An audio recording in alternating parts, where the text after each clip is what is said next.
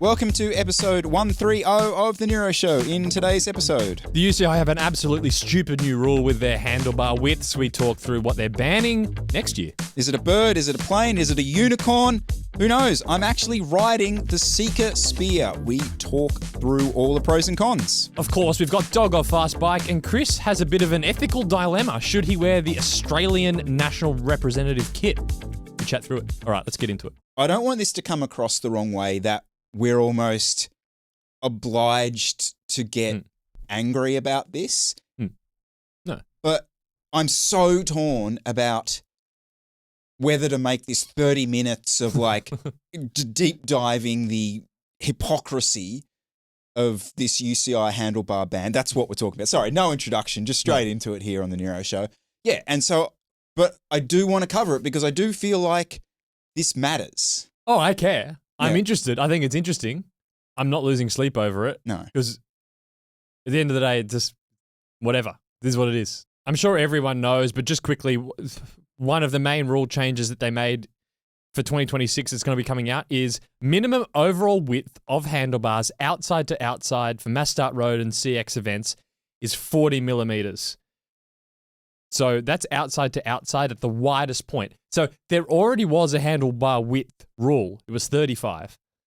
But that was just at the drops, basically, and then that's why all the bars, a lot of them have flare. So 40 mil outside to outside basically means 38 or 39 center to center, and that's at the drops. So you can still have a nice 36 at the where the brake lever is attached that flare out to 40.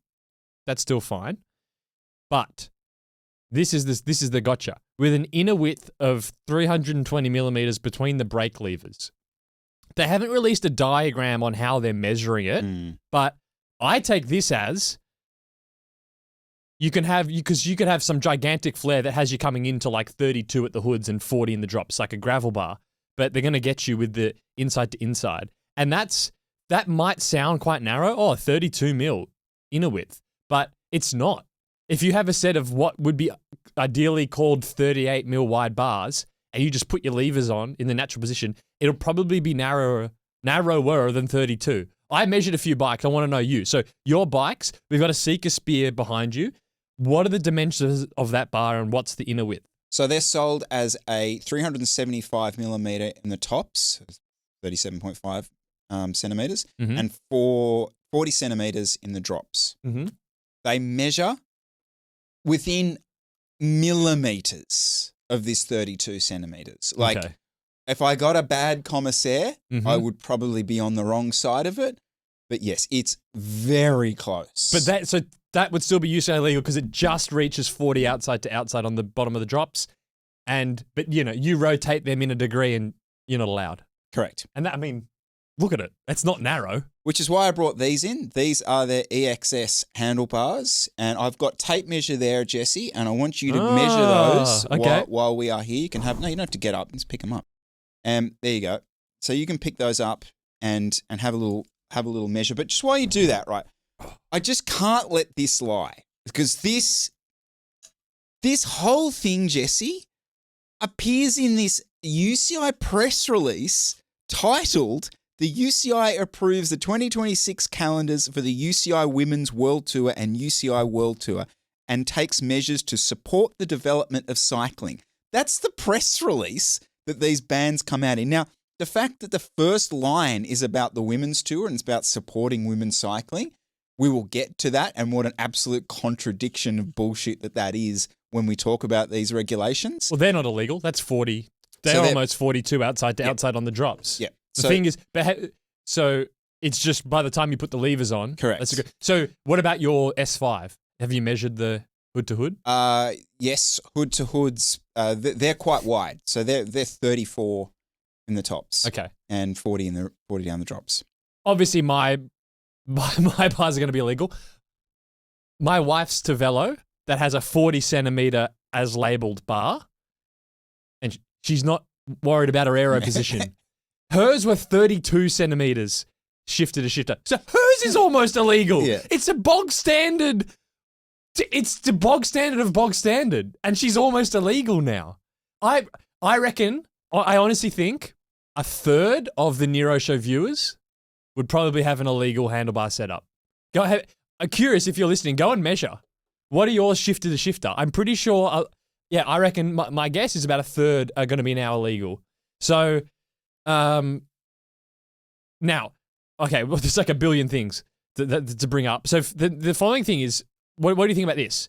For mass start track events, they're setting that at 350 millimeters. So you can be 5 centimeters narrower for track events. Obviously, you don't have shifters on a track bike, so that sort of in between the shifter rule is irrelevant.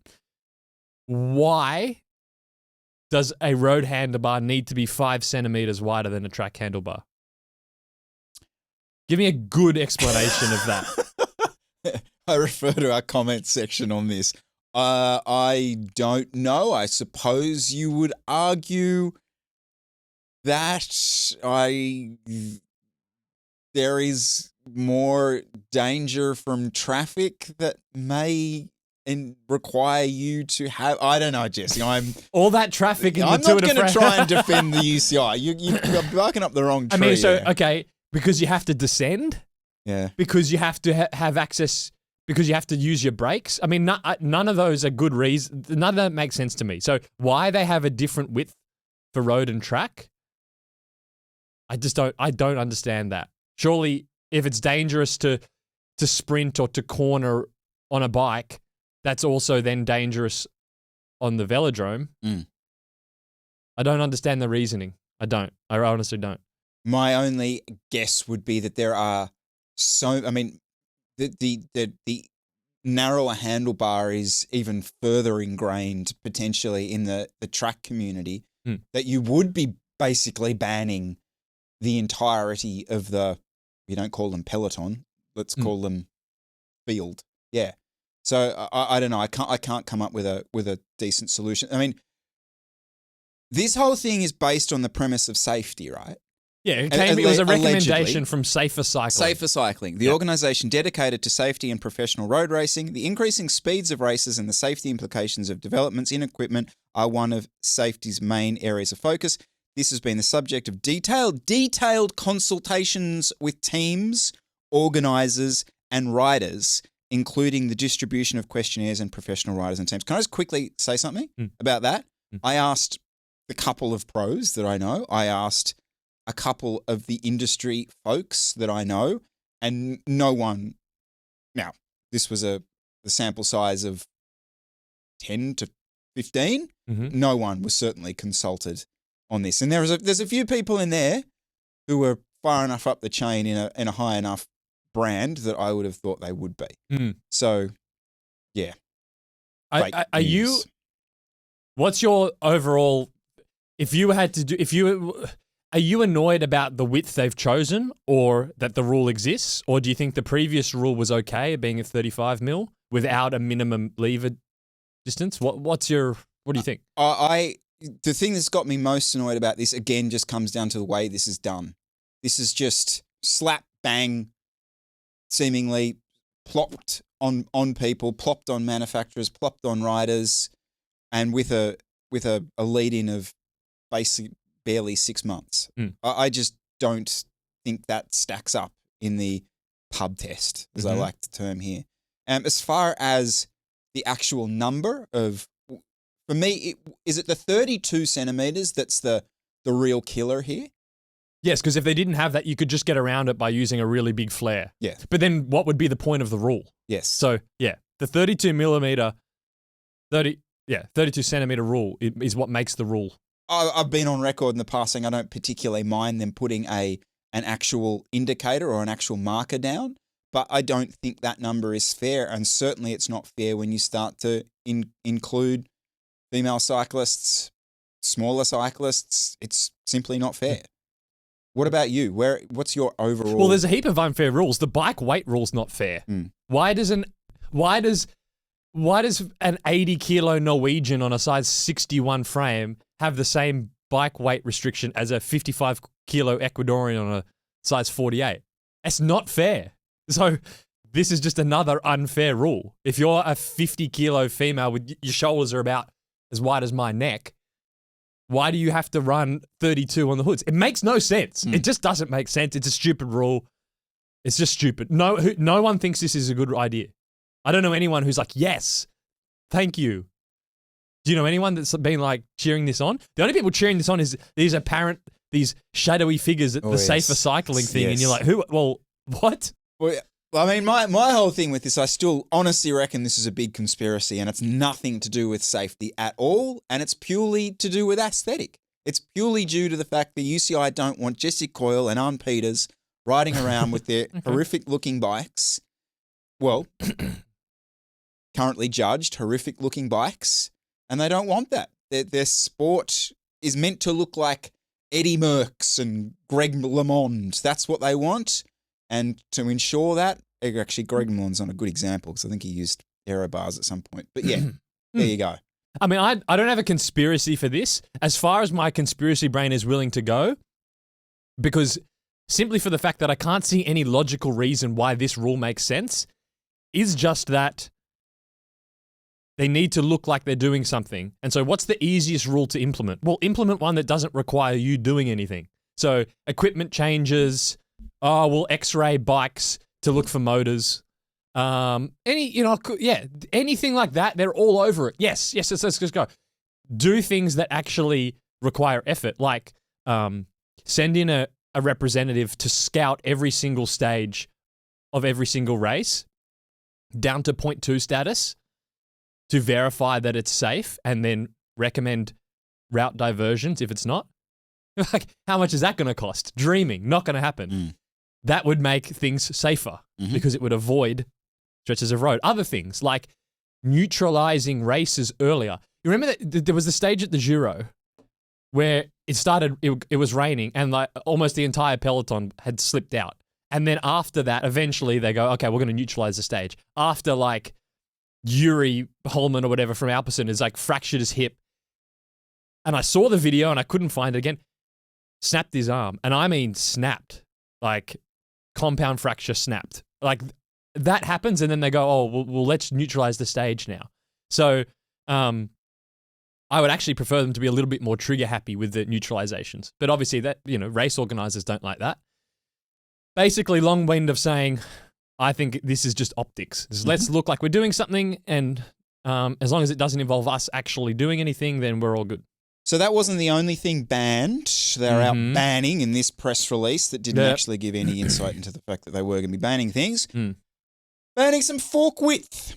Jesse. Yep. So let's go internal fork width, maximum 115 millimeters at the front, 145 at the rear.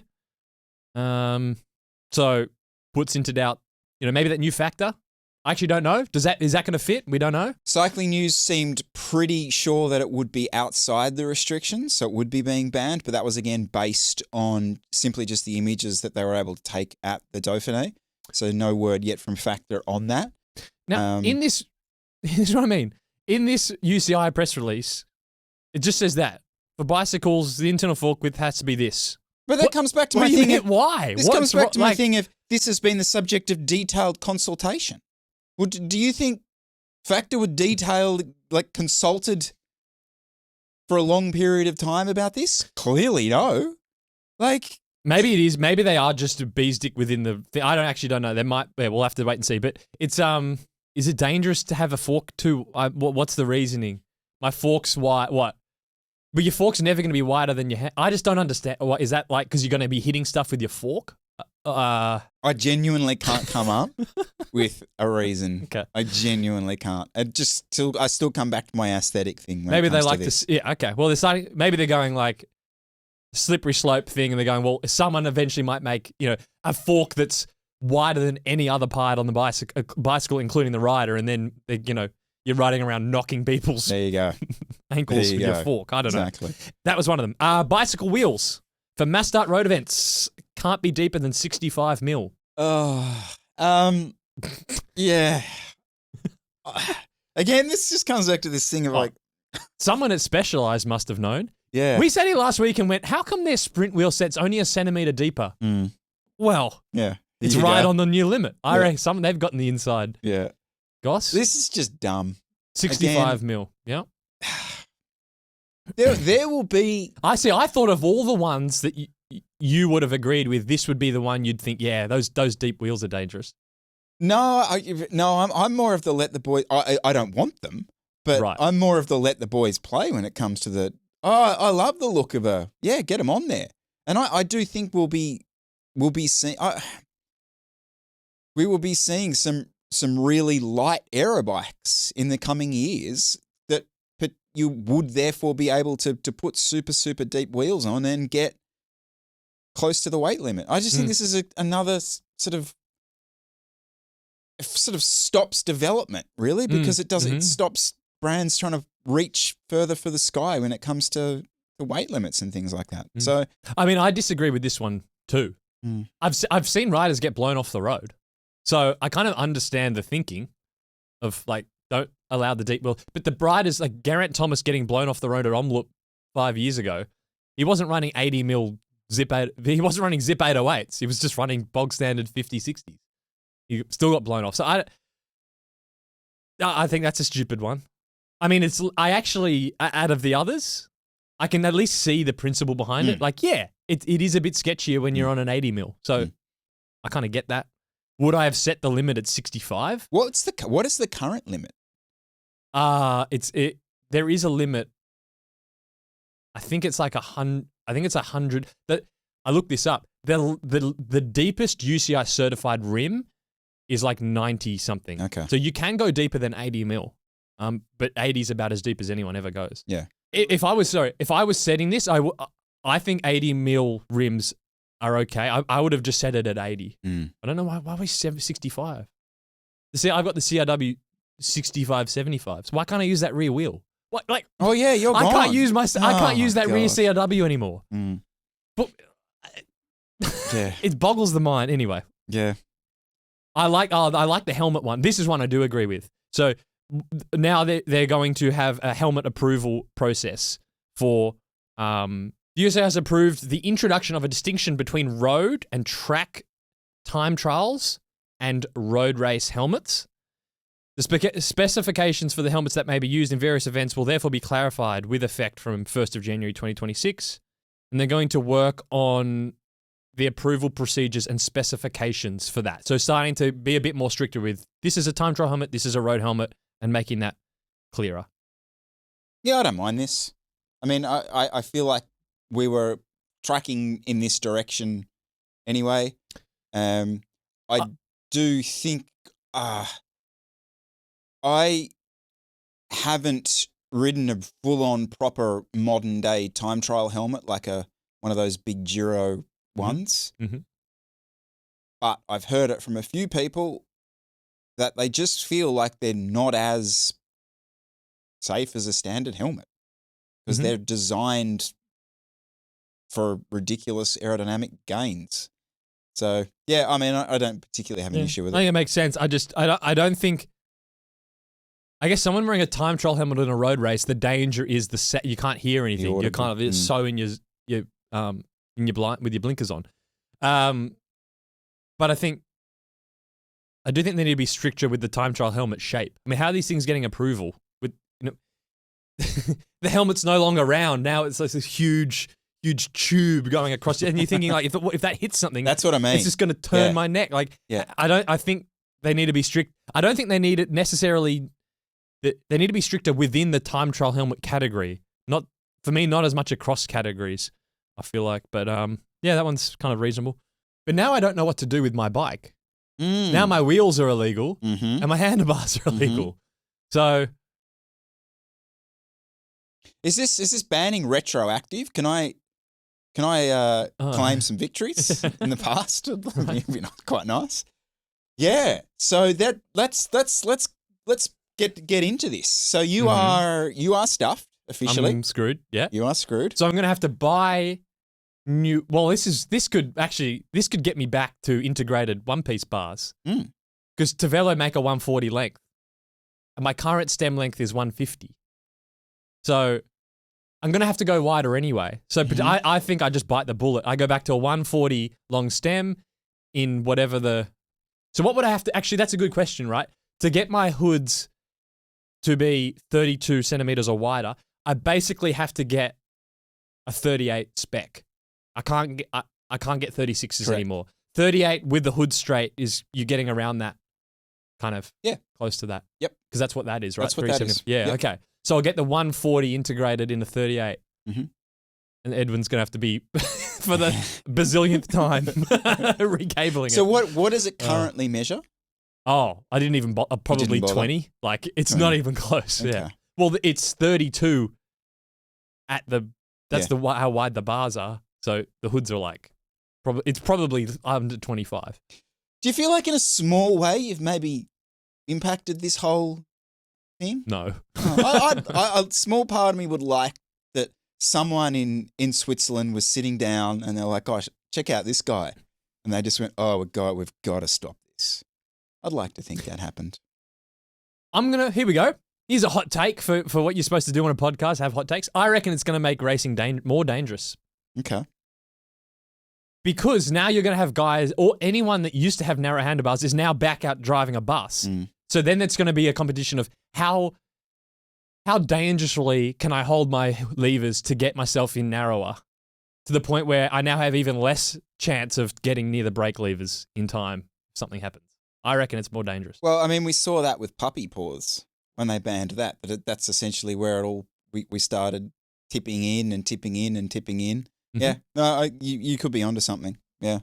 Now let's just pause for a quick moment, Jesse, and talk about today's show partner, Pillar Performance. And just a reminder that their traditional nutrition products like hydration and carbohydrates will take you through to the finish line, whereas Pillar's mission is to get you to the start line in the best condition over and over. And they do that through their pretty cool triple magnesium supplementation. Do you have trouble getting to sleep each night, or do you suffer from reduced sleep quality, particularly after your biggest training days? If so, magnesium supplementation can help improve all areas of your sleep by regulating melatonin production and reducing cramps that interrupt sleep quality. Pillar's triple magnesium is a 300 milligram blend of absorbable forms of magnesium that taste great and is informed sports batch tested to be free from brand ingredients.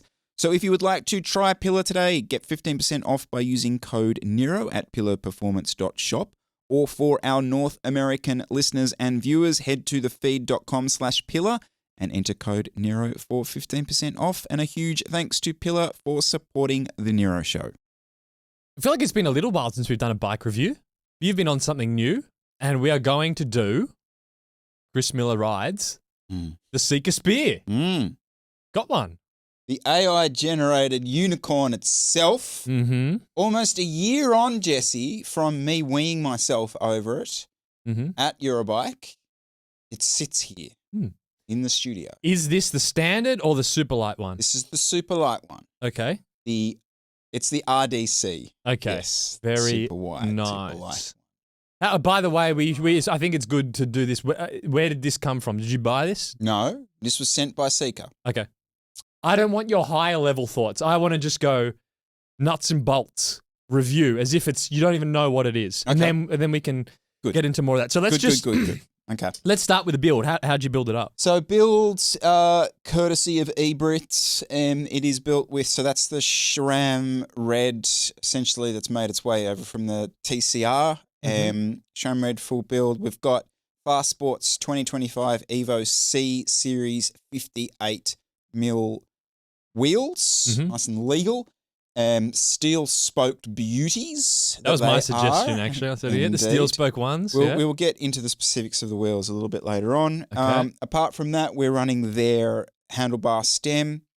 So it's a 120 mil stem, 37.5 in the tops. Okay. And my Stella Italia Boost saddle coming in with pedals, with bike computer mount, with their aero bottle cages at 7.22 kilograms. And it's a size 54. It's a size 54. It is their size medium, not their size medium race. Yes. Which we will get to when we talk a little bit about the geometry. 7.22 with pedals. That means take the pedals off and flick some dirt off the tires and it's 7 kilos, no pedals. Okay. Pretty Well, what's your S5 weigh? 7.55 with 2x. Yep. Okay. That's not that much lighter, is it? What? How is that possible? It's just what it is. It's real life. It's just where we are. Okay. Currently. So 7.22, right. If you put the carbon spoke version of those wheels in, you'd take another 100 grams off. The frame's light. Yeah. The frame is that 680 gram thing that they talk about. There's a guy on YouTube, that Klein concept guy. He's got that exact bike and he's built it up for he's under 6.5 kilos. I don't know. Like this is what I don't understand. Sorry, I'm okay, right. I'm derailing from your. We're going to get back to what you actually think of the bike. But if this is 7 kilos, no pedals, how is a Scott Addict, with a frame weight that's sub 700 grams, how are these bikes getting to 6.2 kilos? No pedals. What are they doing? Where are you? I mean, you could go to a 1,100 gram wheel set. Get some gaffer rotors. Yeah. Okay. So you could. Okay. It's got a 56 tooth chain ring. Yeah, on bigger it. chain ring. Yeah, you could go TPU tubes with clinchers. Correct. There's another 120 grams. Yeah. Okay. Fair enough. Yeah. So you could get this. You get down there. Yeah. Cool. Yeah. All right. Okay. And things like a lot of them now do the aftermarket cassettes. Shave another 100 grams off those. Yeah. All that kind of stuff. Yeah. I know it is funny. I totally agree with you, but the frame weight is the frame weight. It is that as advertised. Okay. And that's sort of where I want to start. So I didn't build this. Ed did build it, and he gave me some thoughts on it. We were going to potentially dial him in, but there wasn't any massive takeaways. It was a really premium build. This is a guy that sits there building Dogmas and Lab 71s and everything else across the board, and this stacked up quality-wise very, very well. Now, did they send a specifically good version to me? They'd be dumb not to have, but he said it was perfectly well-faced, tolerances were fantastic, all that kind of stuff. The only thing of note potentially was that rear brake caliper. He did have to shave a little bit of paint off that to get that to center align perfectly, but beyond that, not much to mention. I will bring up a quick screenshot of the accessories that come with this bike. That was basically his big takeaway. You've never seen anything like that before. It's all there. It's all really premium quality. Everything from the headsets to the computer mount was just really well done. So good. There you go. Yep. All right. I mean, box ticked. Yeah. I'm not sitting here frothing over that the mechanic was. No. I mean, I don't. No, but I mean, built, if he look, my point of saying that is, if he spotted something, he would have said. Yeah. No, fair. I asked really what you wanted to know about this, and one of the first things you said was, "What's the comfort level like compared to the other bikes that I've ridden?" Yes. First off, vertical compliance, superb, as good as anything else I've ever ridden. I have a little area that I kind of test this with. I try to come into this area with speed, and it's like a little, bump,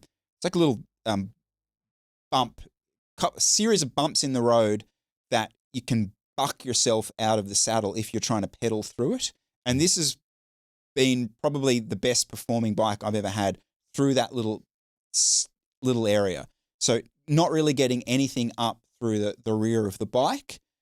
It certainly seemed to dull a lot of those vibrations and handle that quite well, which enabled me to basically keep power out through that particular area. What's the next most comfortable one you've ridden, do you think?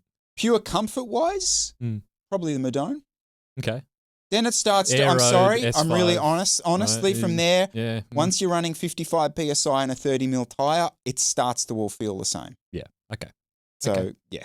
Okay, well, that's good. That's what you want. Stiffness compared to the other bikes that I've ridden. Marginally less stiff than the other bikes, though not through the front end. Those handlebars are stiff. You certainly aren't getting any flex from them. It's more through the rear end that kind of lacks a little bit of that absolute snap. There's what bike had? So I'm really trying to nail this down. That what bike stands out that had that? Oh, TCR. Okay. Yeah. Yeah. Okay. Yeah. Definitely. that's kind of its party trick as far as I'm concerned. But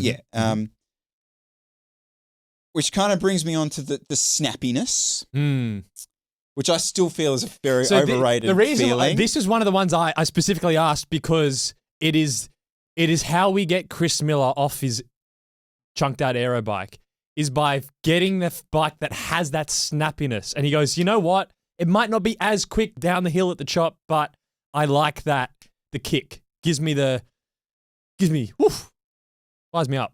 Does it have it? Yes and no. Okay. Yeah.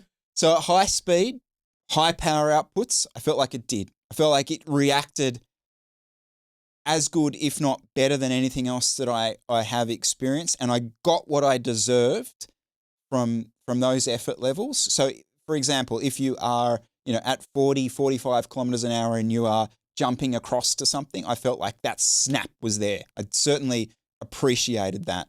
Dropping the speed off or maybe coming up a hill at a slower speed, 25 kilometers an hour and slower, that's where it felt like, oh, okay, getting going wasn't quite as, it wasn't TCR-ish in that world. I thought it had potential to be that TCR style.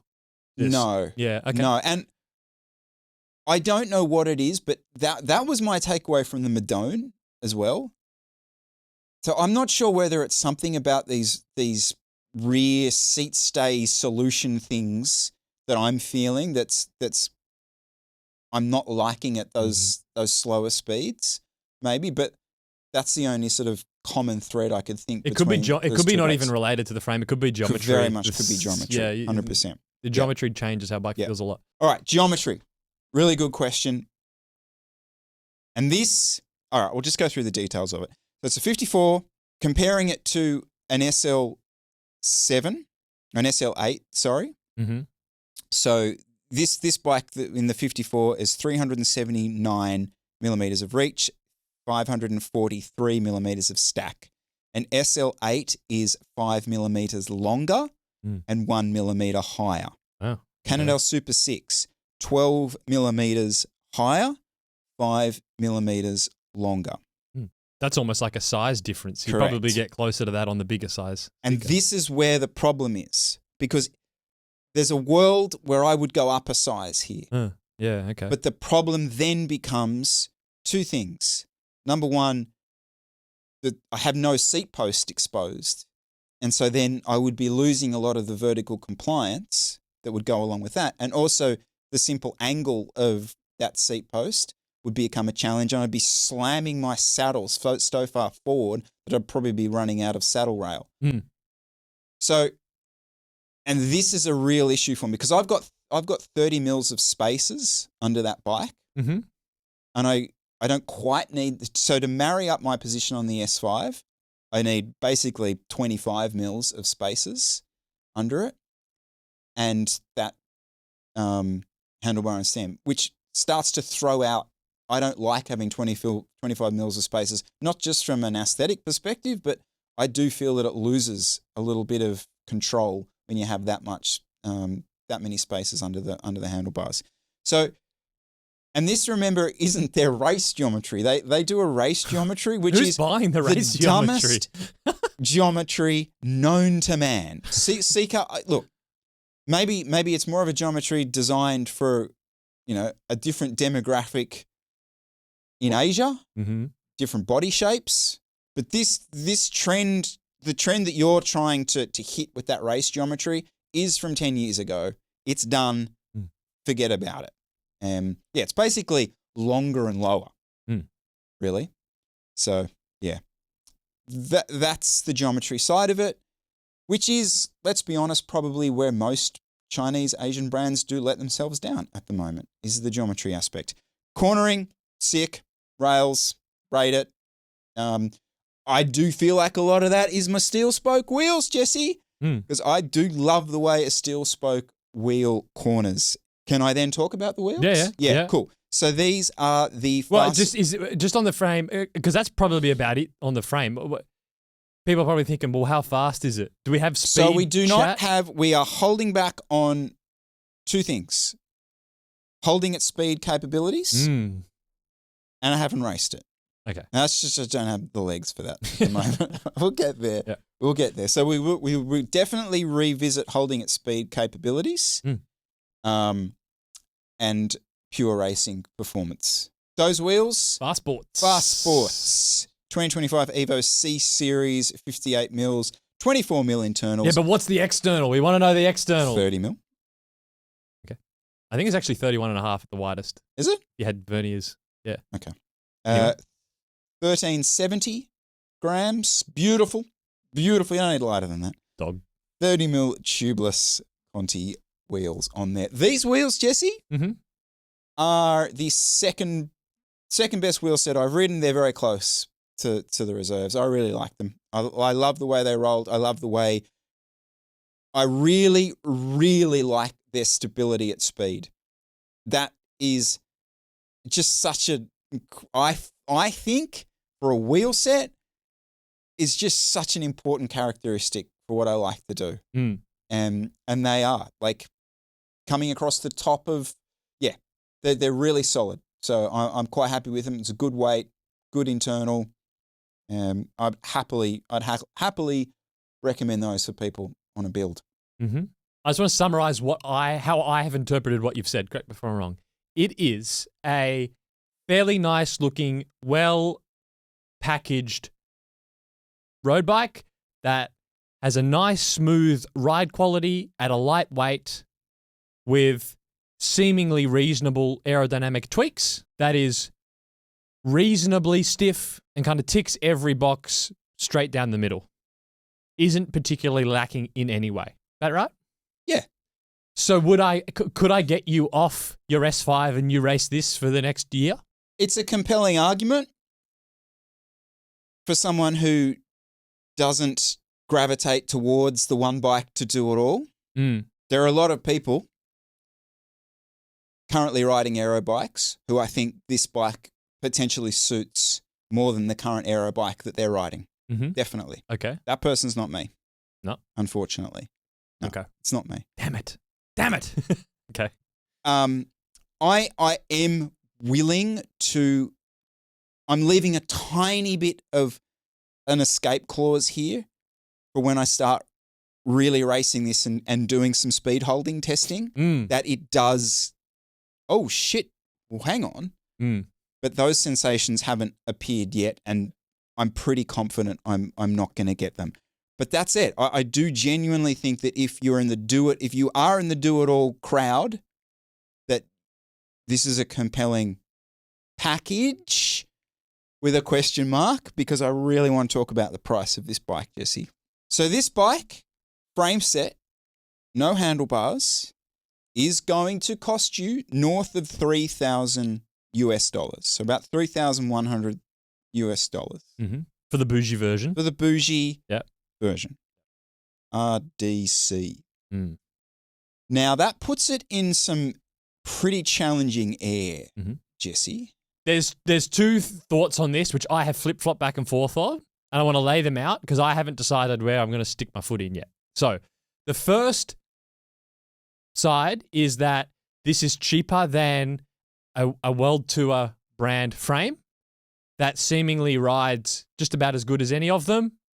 Across the board, it's pretty good. That if you bought it, that performance-wise, you would be happy that you're not losing out, particularly in any way.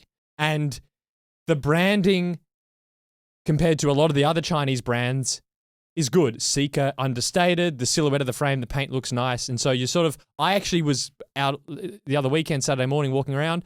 I saw a guy ride past on one. Yeah, right. I thought, Seka Spear. He was riding with a guy in a Factor. He was probably 50-year-old. And I went, he's probably happy with that bike. So that for that guy, I thought, yeah, like that makes sense. Why am I here hating? I think that's one argument. The other side of the coin, which is generally where I'm going, hold on a minute. This is at least $1,000 more than other Chinese frames like the Tavello, which seemingly have very similar performance cases. You know, the weight's kind of reasonable, aero tweaks. And so I'm here going, why am I suddenly thinking that a $2,500 to $3,000 Chinese frame that has no teams on it, that has almost hardly any marketing spend, that doesn't really have a brand buy-in from what I would classically consider, that they're not on teams, they don't have heaps of big influencers on them. Why have I been sucked in that that's suddenly a good bike from a value point of view, when you can basically get the same thing for let's say $1,700 USD to $1,500 USD? And I could easily go either way. Yeah, I'm a bit the same, Jesse.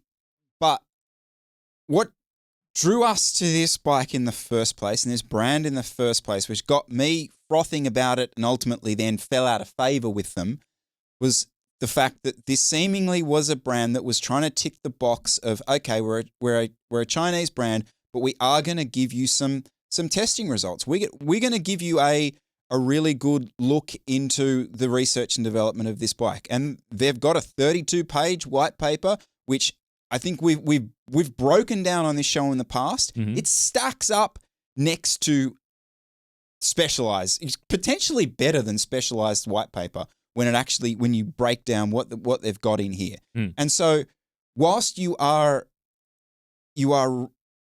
kind of right to be saying that it stacks up performance-wise with Tevelo, no, I'd argue no. I mean, Tevelo haven't gone to this step that we've asked of these brands to actually put their money where their mouth is and get some testing results and give us comparisons to mainstream brands, namely an SL8. And you actually dive into the details of their testing, it's quite honest. Like, on one of the tests, this bike's slower than the Exceed and the SL8. They're the one with the no rider on there. Mm-hmm. So, I'm like you. I flip-flopped on where I should judge this bike, but I flip-flop on that as well, Jesse, because I'm like, okay, so they've given us a little bit of text and some nice pictures of a wind tunnel. Does that mean I therefore get to compare this to a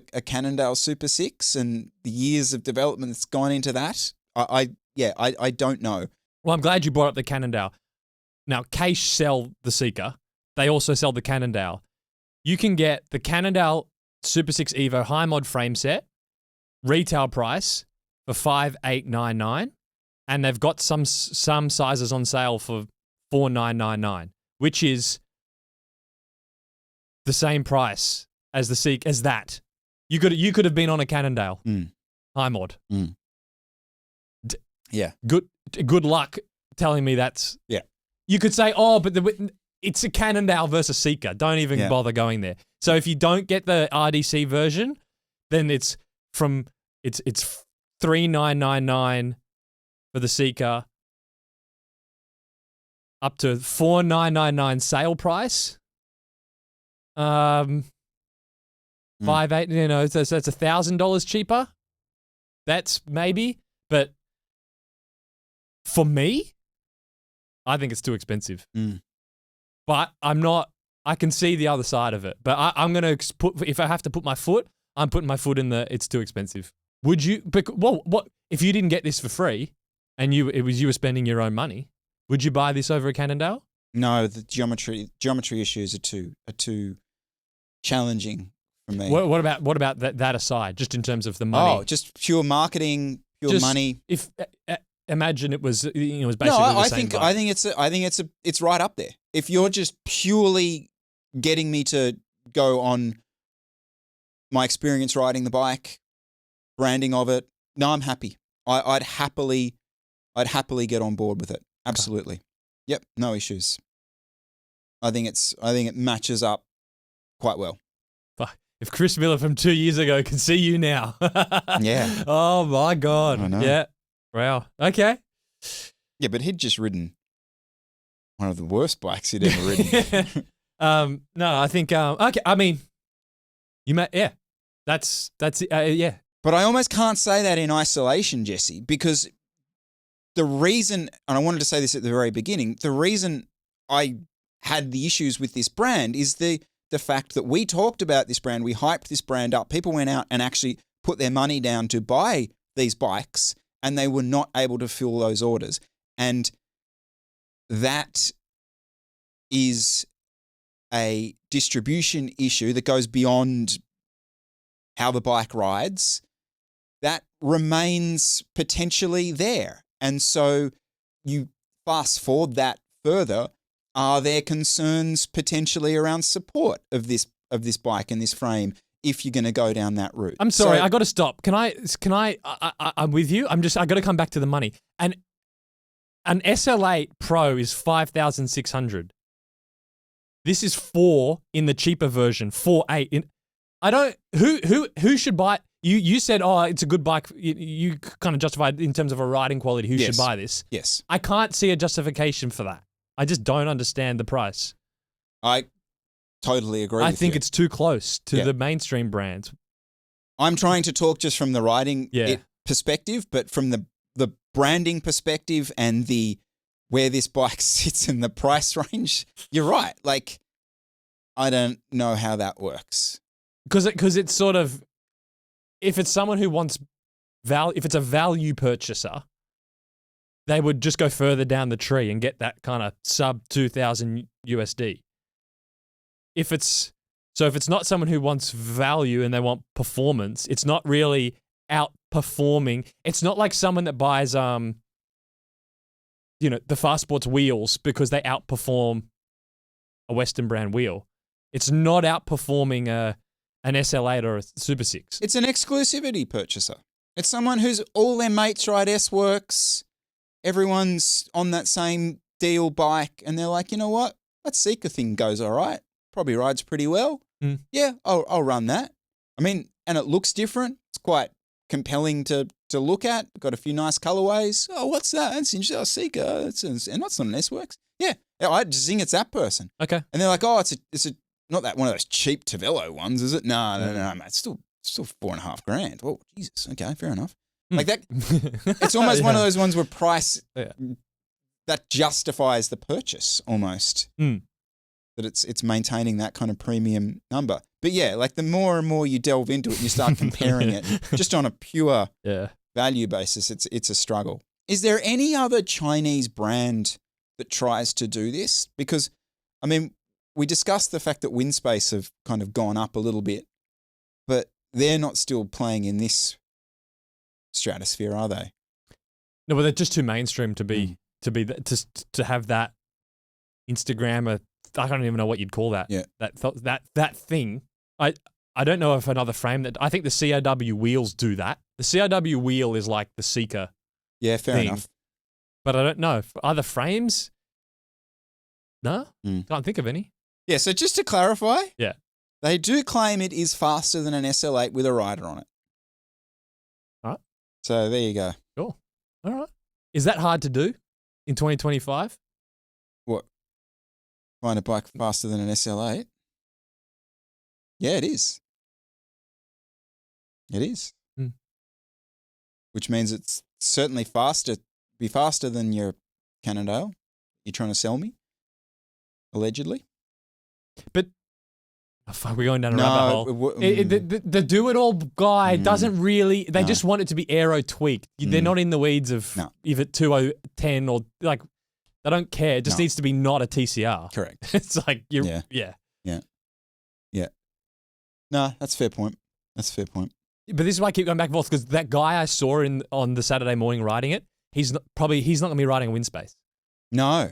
So that's where I'm going like, yeah, but sometimes you need something like this that for most people doesn't make sense, because there are that group of people that want that. So I don't really, it's not my thing, but for what they're trying to do, I have to hats off. Like, it is a compelling bike for that category. Yep. I think it's, Mm-hmm. And all right, I'll revisit this when we get some speed holding, some racing done on it. Because I've got this medium term, so we can continue this discussion. But yeah, Seka Spear, the unicorn, has landed. All right, dogs or fast bikes. Jessica, we got a lineup this week. Tell you right. Orbea Orca Aero size 55. Cadex 50 wheels. 30 mil GP 5000s. An Envy 3742 aero in root bars.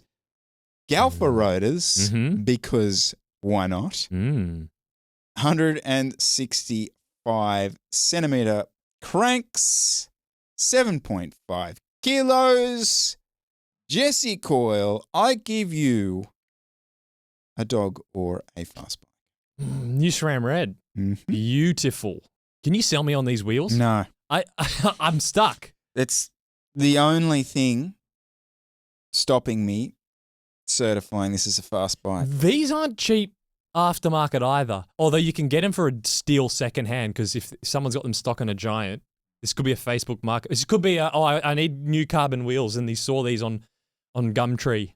Yep. I just think that's an absolute wrong wheel set for this bike. Such a narrow. There are 21 mil 22.4 is it? Yeah. Okay. It's sad that I can't remember. How do you know? That's crazy. Jesus Christ. Yeah.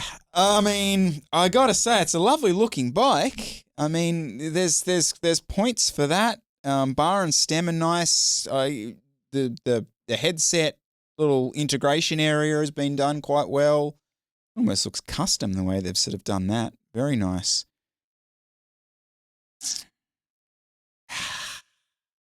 Hey, why the Cadex 50s? Why did you do that to me? Are you going to say it or am I going to say it? I actually haven't decided yet. Is that enough to throw me off? No, I think that's a dog of a bike. I think it's a dog of a bike. Get that up to speed and in the conditions where you thought that was going to be a certified fast bike. And I think you're getting a bit twitched around in the crosses. No, I don't think it's not quite there. Close, but that's a dog of a bike. Sad but true. Sad but true. Also because those wheels on the right bike would elevate it. Yeah. Stick them on a V4 RS climbing setup. That's a really good point, Jesse. That's a great example as just to two things can be true at the same time. Those wheels are a dog on that bike. Unfortunately, that's what he has given us. So yes, a dog of a bike for yourself. Bike number 2, we are looking at an Envy Frey, size 56. Handlebars again, Envies. Stem, Envy. Seat post, Envy.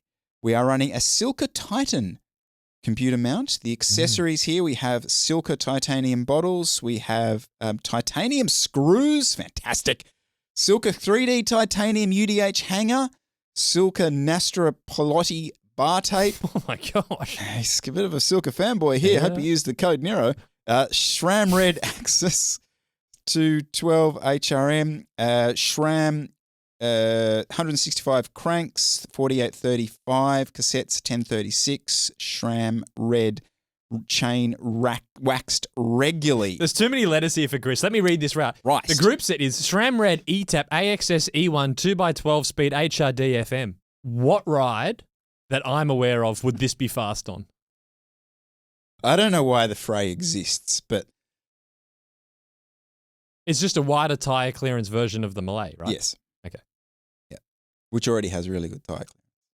34, 35. Yeah. Should be, yeah. Right. That's really it's good what are we talking about? Yeah. Yes. It's not it's a gravel bike at that point. Yeah. I mean, yeah, it's a great question. When am I pulling this out of the quiver? Yeah, I've got the Seka Spear and I've got this. When am I pulling this out to go faster? Because it'd have to be an actual gravel ride, right? Yeah. What tyre clearance does the Seka Spear have? 34. 34? Yeah, so in what circumstances is this faster? What about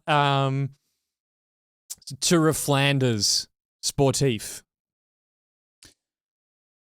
Okay, yeah. Roubaix Sportif. Yeah. There's a scenario there. Yep, I'll give you that. God, beyond that. Because at this point, you're literally talking about an actual gravel ride. Which they have a bike for, called the Mog. Yeah. There's no scenario where this is a fast bike. Well, there's a very niche scenario. Yeah, that's why I'm kind of struggling because I'm bike. like, I'm not. It's not a dog of a bike because there are definitely rides where this would be good. I'm just racking my brain to think of them, and they're not rides that I would ever do. No, because that could take a 34, and that's a faster bike. Yeah, unless you're again doing Paris-Roubaix cobbles back to back. But their other bike, the Envy Millet, takes 34s, and it's going to be a faster bike. Mm-hmm. Yeah. I don't know. There's those races in the US, like those BWR things that seemingly are like these quasi. Oh, what's that race I did? Patterson Pass. No, the one down in Canberra. Oh, Hayman Classic. Hayman Classic. There's a use case there potentially, but the problem is there's a big climb in it. Yeah.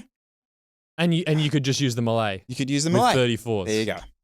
So I think we've come to the conclusion there, Chris. Do you want to call it? I just think generally, at a rule of thumb, the Frey is a dog.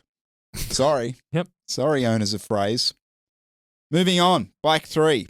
Factor Ostro Vam. Size 58. 130 times 38 centimetre. Black ink bars. Scope Artec wheels. Stellar Italia. Techno saddle. SRAM Axis 50 1036. Durace pedals. Totally stock SRAM rotors. Wow. 7.2 kg without the tool bag. You for that. There's some Kool-Aid being drunk here. And that's how you do the custom paint. Look at that. Canyon, taking notes?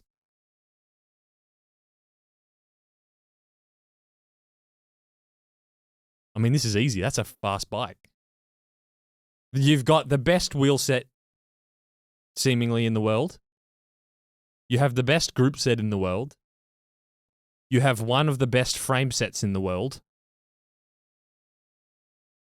You have the best group set to run one by, and you have it set up one by. I would absolutely race this bike. I just think one by's a gimmick, and I'd put a derailleur on. That's the only change. But absolutely, there could be a certified fast sticker on that. Yeah, fast bike. The prevalence of these scope wheels across the NERO show viewing audience is quite extraordinary, actually, given I think I've only ever seen them in real life once out on the road. But anyway, there you go. Bike 3 is a fast bike. I guess is FTP? Yes, you can. Now, I really like to apologise because he did send me his FTP. Can't remember. I can't remember it, and it's once I've read the message, it goes into the abyss, and I just couldn't find it again. But I'll have a bit more of a look, and if I find it, I'll flash it up on the screen. What do you? Maybe it's not worth doing. Yeah, have a guess. Have a guess. Give me the full. I reckon readout. he's claiming 370 because it's a tall lad. Given the spec of the bike, I think that's a fake FTP. I reckon he's got that from a ramp test. Got a bit of a trainer reads a bit higher than probably the Quark he's got here. He's done a ramp test. He's, I'm 370 boys. And then he goes under the bunch. He goes, not quite hanging where I think I should be. So I think he's probably actually 345. Okay. But claims 370. See if you can dig it out. See I'll what dig he it says. out. Yeah. Okay. Bike 4.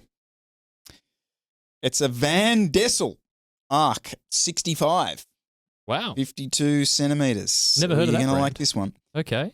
We are a Nexty custom build, 60 mil deep, 25 mil internal, 32 external. Mm-hmm.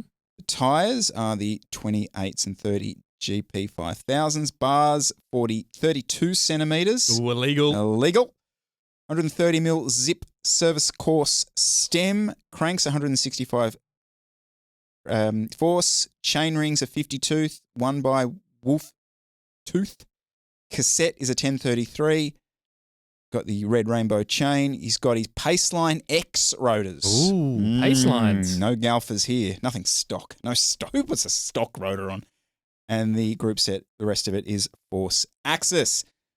8.1 kilos. I do have the FTP of this young fella when you are ready for it. But there it is. The rig. Oh, that is the old Van Dessel. Oh no, It'll get you. That's the open mold final boss. Look at this. Yes. That's something. That's really something. Yep. Oh. I just love people. I love the way people's mind think with some of this stuff. Like, we've got the rainbow chain, blinging out the Van Dessel. I'm so proud of it. Yeah. So it's a well thought out build. It is. It really is. But with the no-name wheels on a no-name frame that just, like, what is that? Drop seats stay deep, very deep seat tube, but then the fork's not that deep. So you've kind of got the harshness of the deep aero seat tube and then a pretty mild head tube and fork. I can't quite see the design, what the design cues were.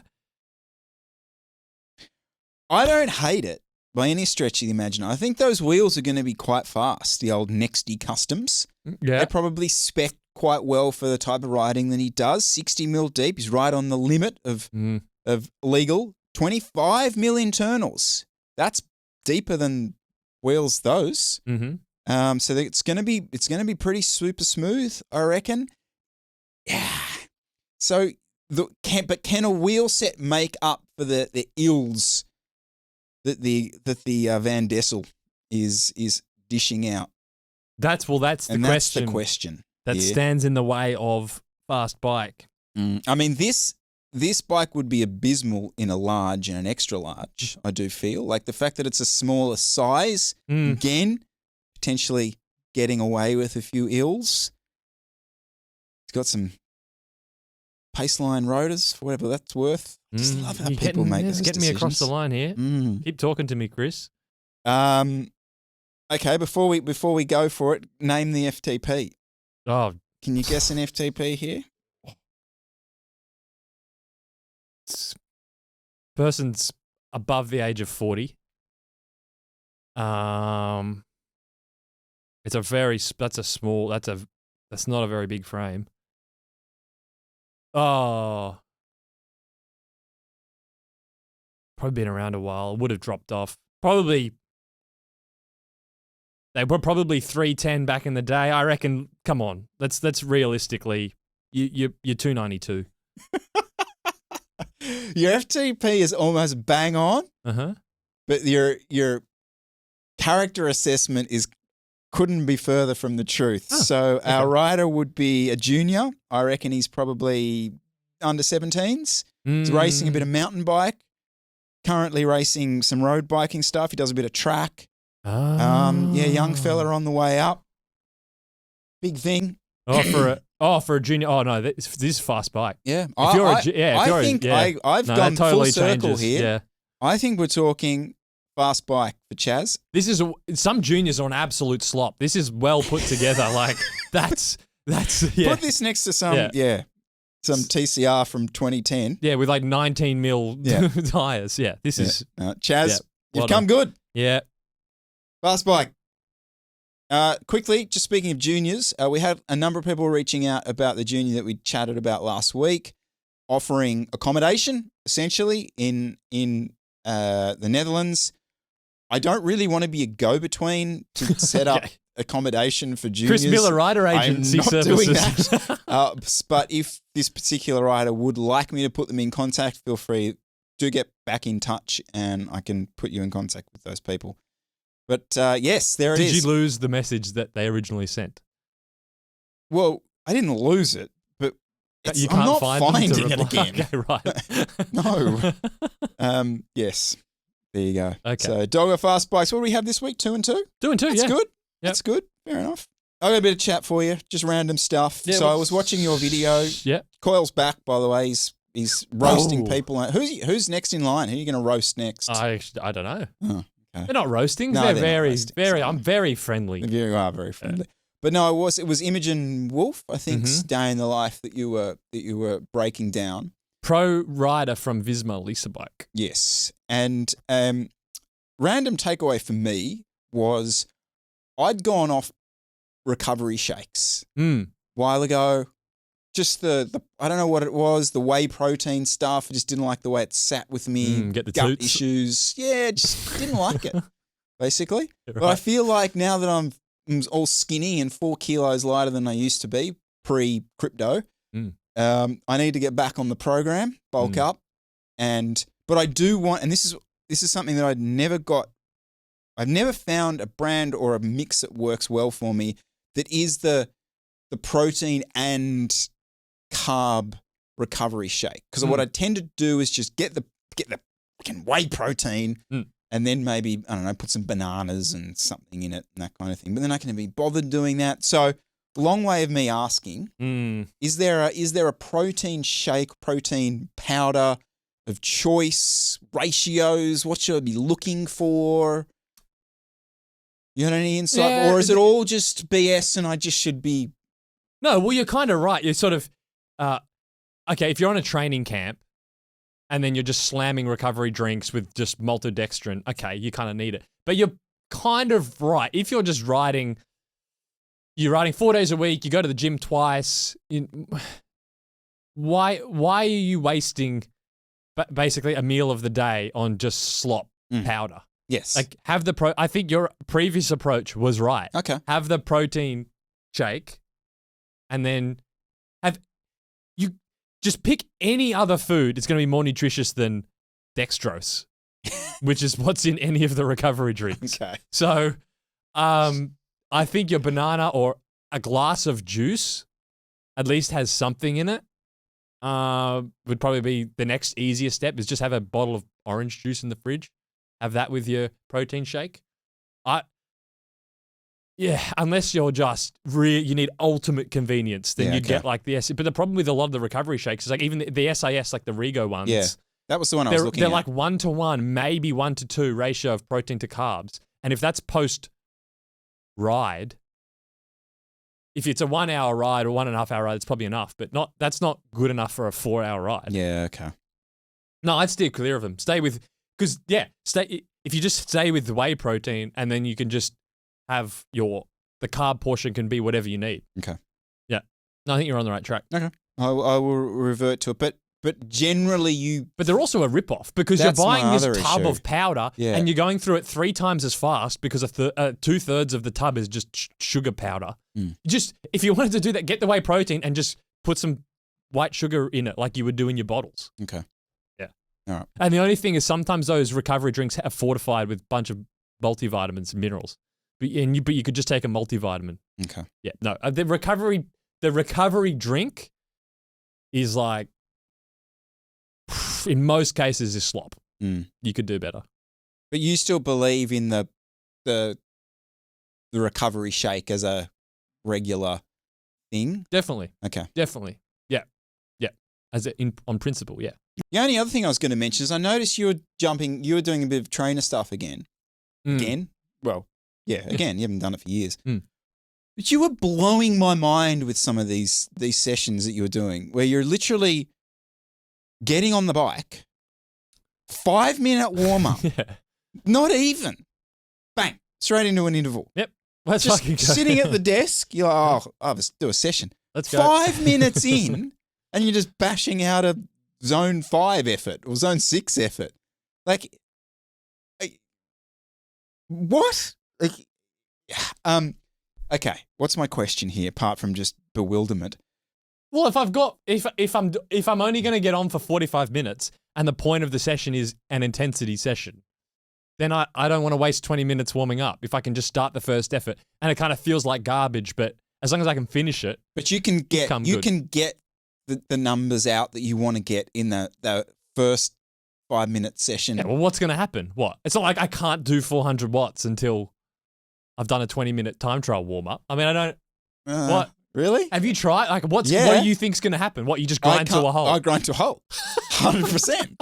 Physically grind to a halt. Like, block up, complete, no, done, out. But I also usually progress through the effort. So if I'm doing like let's say 3 10-minute efforts, usually the intensity will go up for the subsequent efforts. So I do the first one at like 100%, because you the intensity slider on Zwift, and usually it's like 101, 103 for the remaining. So I usually get harder. So the first one's like a quasi warm-up. Okay. If I had to go into the first one firing for some reason, I'd do a warm-up. Okay, fair enough. That makes me feel a little bit better. But the thought of doing a warm-up and then going through a whole series of intervals and then I haven't actually started an effort, mentally I just don't hate it. Yeah. And when you go straight into the music, what are you running at the moment? Are you just going full DJ? Yeah. So what's the setup? Are we boiler room? Yeah, full to straight boiler room, Tomorrowland, Ultra Music Festival set. Bang it on, headphones in. Usually, and is that being displayed? So have you got the dual screen setup? DJ set up top, workout down the bottom, 45, 50 minutes, no warm up, straight in. And is the workout then on an iPad? Or is that on the laptop? No, it's a laptop with an extended display to the screen. Okay, gotcha. This screen splitting that way. Yeah. Okay. Yeah. Gotcha. Audio then the audio. And then Zwift turn the game. There's two worlds. There's like the music thing, which I turn off, but I just have the game sound. So you get the little finish the interval. You do get that. And you're like, oh yeah. And it does a ding, ding, and then you finish your effort. Does your thing do the bit where you finish in the interval and it goes all like bad TV? Yeah, it goes fuzzy. Yeah, it's fuzzy. You're like, I'm only at a 7 out of 10. I don't know why you think I'm about to blow up, but it does that. Yeah. Okay. Fair enough. Chris signed up for World Championships. Gran Fondo World Championships. I did, Jesse. I did. I bit the bullet. Snuck in just before the early bird entry. Nice. And put my name on the list. So are you going to train for it? Because this will be your next. It's in October. Race. Yeah. Yeah. I mean, I will, but at this point where yes, I will. As much as I can target a 2-hour, 3-hour event. Yeah. Yeah. Gotcha. So for those that are unaware, when you qualify for the Gran Fondo World Championships, it is in the rules that you have to wear a kit representative of the country you're registered under. So there's not one official kit for each country. It just has to be inspired by the colours. So for Australia, for example, I know in previous years, No Pins have done one, Santini have done one. Lots of different brands make their own version of the World Champs kit. If you don't wear that, it does say in the rules that you may be disqualified from the event if you just rock up in your attacker kit, right? So Chris is going to have to wear an Australian national representative kit. So what are you? This is so cringe. What are you going to buy? What? I don't know. I don't know. Or are you going to do a protest? No, the Instagram algorithm's already spitting me out versions that I've seen a Pedal Mafia one. I've seen a Rule 28 one. I'm going to hang off as long as possible and do it. I thought there was a situation where you could just wear a black. I did. Not according to the rules I looked up. Okay. So they definitely says you got to be wearing a kit representative of your country. I don't want to wear one that has some sort of Australian crest on it or something like that. I didn't really want to go on to this rant, but why not? I just find... How do you feel about having to represent your country? I'm not representing my country. That's a fucking joke. It's just absolute joke. We got him, guys. We baited him. He's off. You're not representing the country. You're doing it for yourself. Like, what a joke. Okay. There's 3 Australians up the road. I'm not chasing. Your responsibility, Germany. Fuck that. What a joke. I don't believe that any of us have earned the right to wear the Australian colours. That is something reserved for someone who has earned the right to represent their country at an elite level, whether that be across age groups, different disciplines. We have not earned that right, and therefore we should not be wearing these kits. Mm-hmm. And it just makes it look more authoritative than it is. That's what I think. Why else would they have you do that? It's the height of cringe. Some 50-year-old mammal with an Australian kit. I think what are you doing? No. I actually think it's way more cringe that there's a 22-year-old wearing an Australian representative kit. Whereas, like, to actually represent Australia, to be one of the, what is it? Well, it depends based on what, but let's say 7 riders chosen to represent Australia at the UCI Road World Championships. Like, that is a real thing to to earn that jersey. And then there's some punter who's like been riding for 2 years, who qualified in 20% of their age group, who's wearing an Australian representative kit. Bintang in Indonesia. Like, okay. That's a joke. I've got less issue with the old blokes like me doing it than some 22-year-old. Oh, yeah. Sorry, yeah. The 22-year-old should have ridden for a World Tour team and had a career as a professional cyclist to represent Australia. Yeah.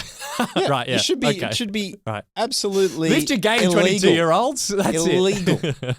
I was curious to see what your update was, because I know you entered and I was kind of like, I don't know what you're going to do here. I mentally haven't moved. I can't wait to see the photo of you in a Santini Australian track team kit.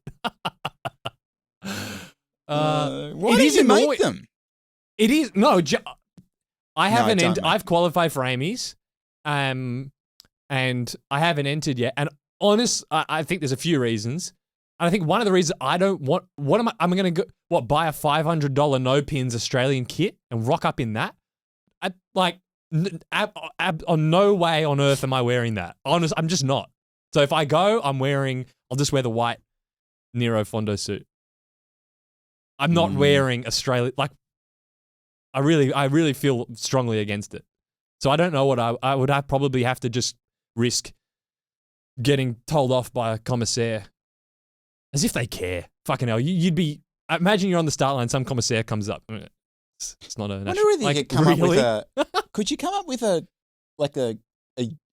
kit TUE? Was it TUE?